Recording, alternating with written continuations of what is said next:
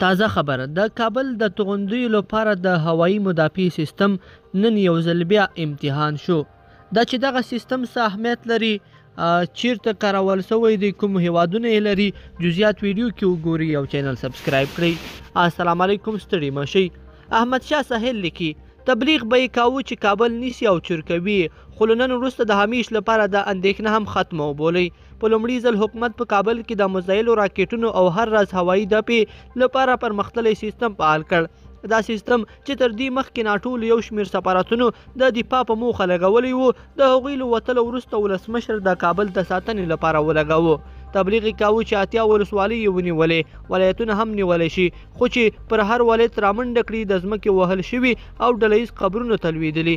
تبلیغ یې کاوه چې د امریکا له وتلو وروسته افغان حکومت انزوا ته ځي، خو د هغوی له وتلو وروسته د نړیوالو پام لا زیات شو، د افغانستان پر لوري شوی دی. په مرستو کې تر پخوا ډیروالی راغلی. فقط دغه تیر کال 2020 کې چې جنیوا کنفرانس هم تیر شو، هغه کې نړیوالو ژمنه وکړه چې تر 2023 کال پورې به افغانستان سره $10 میلیارډ زیاتې مرستې کوي. د ناټو غړي هیوادونه هم تر 2023 پورې هر کال د $15 میلیارډ مرسته کوي. امریکا په یوازې ځان په راتلونکي کال کې د افغان ځواکونو سره د هر اړخیزې مرستې په پار په خپله بودیجه کې $3.3 میلیارډ مرسته کړې ده. همداسې د ملکي او پراختیایي برخو لپاره هم $270 میلیونه مرسته کوي. دومره نور هم پر پور دي، ځکه کال وړاندې ژمنه کړې وه. تبلیغ یې کاوه چې د امریکا او نورو بهرنیو ځواکونو له وتلو وروسته به د افغان هوایي ځواک نشي پیدلی. لویه ډنډوره د الوتکو د ترمیم وه، خو دغه تیرو ورځو کې تړون وشو چې د افغان هوایي ځواک د جنګي الوتکو د ترمیم چارې به په متحده عربي اماراتو کې پیل شي.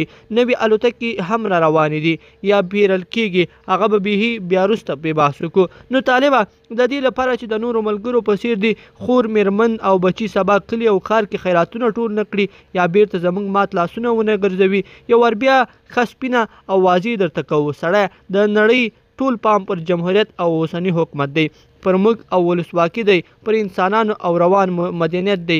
که تا ته تمه وای یا یې دا پلان کې وای چې تا به په افغانستان کې تر قدرت او حاکمیت ورسوي، بیا یې د اوسني حکومت خلکو او نظام سره په هیڅ صورت دومره بېباکه او لوړه کچه مرستې نه کولې.